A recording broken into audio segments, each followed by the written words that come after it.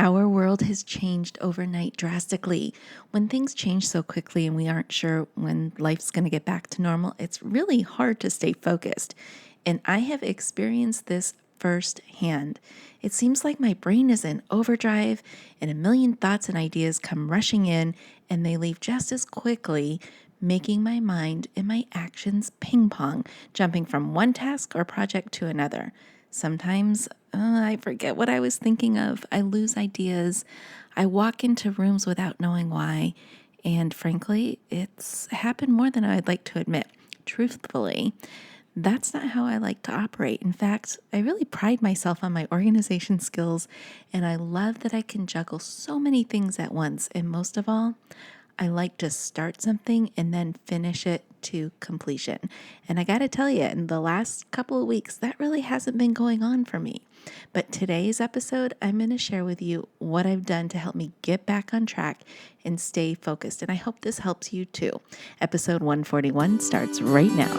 Hey there, welcome to the Laura Shipman Show. We hang out here weekly to talk about things like social media, entrepreneurship, marketing, tools, strategies, tips, and it all starts right now. Hey there, before we get started with this show, I just want to share my passion with you. I love teaching people just like you how to master social media for business, breaking it down into easy to consume and easy to execute steps so that you can see immediate results. So whether you want to start a social media consultancy or grow your brand's presence on social media, I can help. I can help you get started and master all the things that you need to know. So I want you to go over to my website. It is filled with resources, tools, tips, and courses.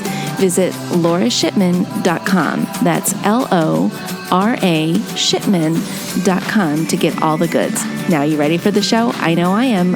Let's get started. Okay, let's tackle what's going on with us lately. First things first, if you're like me and you're having a hard time focusing during this challenging time, just understand that this is completely normal. We are in an environment that has totally stripped us from business as usual, schedules, and our routines. And we've had to pivot. And I think if I hear that word one more time, I'm going to choke. But anyway, we've had to pivot and change the way we do business. And not to mention how our families and our households run, even down to the grocery shopping. I don't know about you, but I disinfect absolutely everything that comes into our house from the grocery store. And I'm kind of thinking that might be a story for another episode so I can share with you my strategies. But anyways, let's get back to what we were talking about. Our brains, they thrive on routines and schedules. And those schedules and routines, they help us become more efficient and help us gain insight and help us also to predict our future. So how do we get back to that? Here's what I know to be true and is what has worked for me. It's taken me a few days to get this down and to get there, but I promise if you stick with all of this, it will come for you too. Okay, so the very first thing you need to do, my first tip for you is to recognize the distraction. So a perfect example of this is when I came to prepare for this podcast. I was collecting all my thoughts. I was writing my notes. I was putting out an outline like I usually do. And then I heard my husband in his office. He likes to work with his door open, which is fine, but what he likes to do is he likes to have things running in the background. So he's got a podcast on or a YouTube video, something going on. And what he had playing when I was preparing for this was something about the pandemic. And I couldn't stop myself from listening in. And so I was half working, half listening to what he was playing in his background. And then one of my dogs, who has been a little bit more needy than usual, started pawing at me. He wanted his puppy massage. And at first, I didn't realize all of these things that were going on around me until it was starting to take me a really long time to do a simple outline, longer than usual. And I got really frustrated. And then it hit me.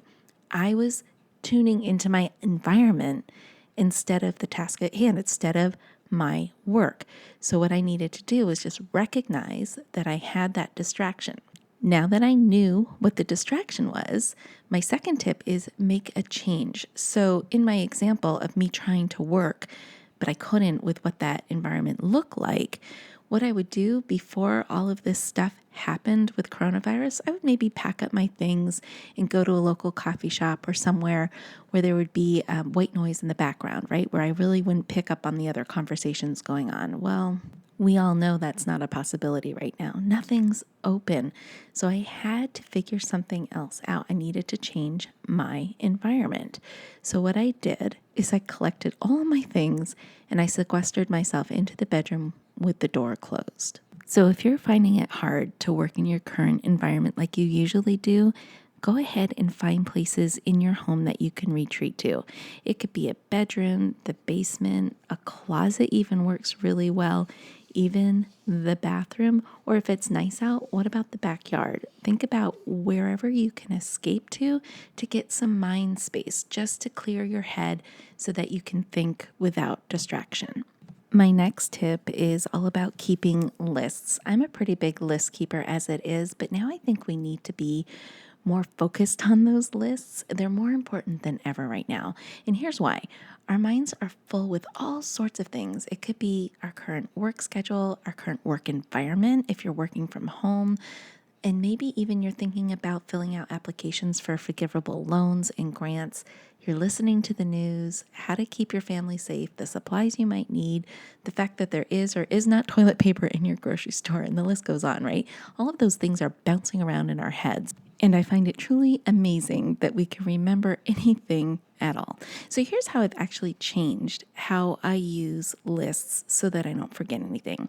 The first thing I do is I keep a running to-do list. So it's a giant list of all the things that I need to get done.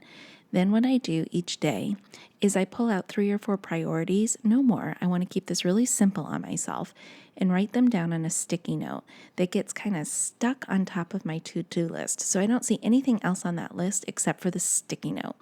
And then I tackle the sticky note items first. I make sure they are done to completion. And then if I get those 3 or 4 priorities done, what I will do if I have leftover time in my day, I'll choose something from my bigger to-do list. So that way I'm staying really productive and efficient with my time, and I'm getting all the priorities done first.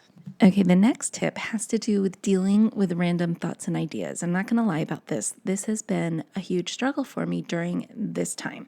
So I'm typically one of those people who get their best ideas in the shower.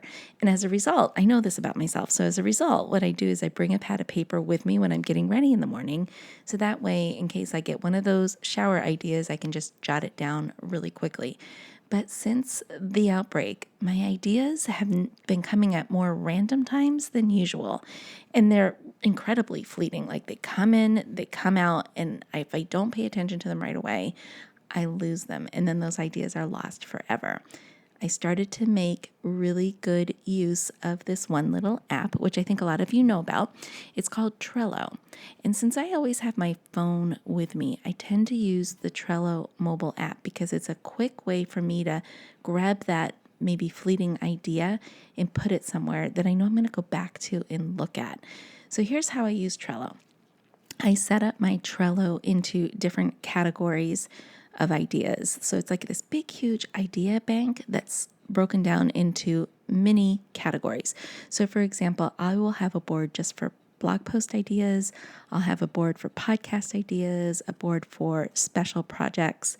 And then once an idea starts to germinate and I feel it bubbling up and coming on, I go ahead into my Trello app and I pop it on to whatever board makes sense. And if I don't have a board for whatever category I'm thinking of at that moment, I will create one. The reason why I love categorizing and organizing my ideas as they come through this way is number one, I never lose an idea and they're always in the same spot. Now I used to use a notebook for this, but I kind of found that the paper became too much to handle. There was never really a good way for me to organize the different ideas. And then I hated sifting through the pages. With Trello, I can easily organize, search, and sort ideas, and I never lose them. They're not on scraps of paper. It's just all in one place that I can easily refer back to. Tip number 5 is using the Pomodoro technique. I love this technique. If you've never heard of it, you're going to want to adopt this right away. It has been so helpful to me. So not only can you get a lot done and you feel productive, but it also helps to fill your sense of purpose, especially when things are a little bit uneven right now and you're not doing what you usually do. The Pomodoro technique will help you replace that feeling. So here's how it works. The idea is you work in sprints of 30 to 45 minutes, and then you take a break from your work before you start the next sprint. And the break, here's the key though, the break needs to be something that completely removes you from your work environment for a minimum of 15 minutes. So this could be challenging right now because our homes are now where everybody's work environment is. And so it's hard to separate home from work, especially if you're not used to working from home. So here's what you'll need to do is get really creative with what those breaks look like for you. So it could mean going for a walk, or it could mean meditating or reading a novel. Now, I don't suggest reading a business book. I really suggest reading a fiction book, something that helps you escape. Listen to music, play with your fur babies, your puppies. They're so excited you are home, or your cats are so excited that you're home for long periods of time. So go ahead and embrace all that stuff that you do have around you, but that really does help you take a break from work. Now, my next tip is really important, and I knew about this, but I was ignoring it until my husband said something to me earlier. And what it is, it's Parkinson's law. You need to be aware of Parkinson's law. And you're probably thinking to yourself, what is Parkinson's law? Well, Parkinson's law states that work expands so it fills the time available for its completion. Okay, so let's use an example. So let's say you had a blog post to write and you didn't have many time constraints on you to get it completed. According to Parkinson's law, if you had 8 hours available, it will take you 8 hours to complete that blog post. But if you only had like 1 hour allotted to complete that blog post, you would move mountains to get it completed because you only had that 1 hour to get it done in. So if that's the case, we need to be aware of Parkinson's law and work with timers. I truly believe that if we're aware of Parkinson's law and we use the Pomodoro technique combined, you are going to get a ton accomplished, and then you're going to feel so much better about yourself and what you accomplish on a day-to-day basis. And by the way, this will also work using the Pomodoro technique and Parkinson's law on things like household chores and yard work. So you can apply it to both business and personal life. Okay, my last tip is make time for fun. We need a break from this reality that we're experiencing right now. And that means turning off the TV. A lot of people use TV as an escape. Sometimes we can't escape what's going on because of people breaking in with news alerts and all this other stuff. Turn off the TV and participate in something that you get lost in.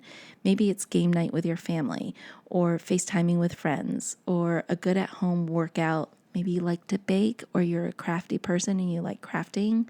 Find whatever it is that you can spend hours doing without counting a minute. Like time just slips by without you even knowing it. This will help you restore your joy, which I think we all need, your sense of purpose, and enjoy life. Anyways, those are my tips. That's what's helping me get through and staying focused. I hope these tips were helpful for you, but most of all, I really hope and pray that you and your family are safe and healthy. Okay, well, that's it for this episode. Until next time, my friends, stay safe and stay social. Hey there, I just want to say thank you for spending time with me here today. I know your time is super valuable, which is why I am dedicated to providing lots of usable, actionable information in the shortest amount of time possible. Before you go, please don't forget to hit that subscribe button so you don't miss a future episode. And if you have ideas or topics you would like me to cover in an upcoming show, let me know about it in the comment section provided.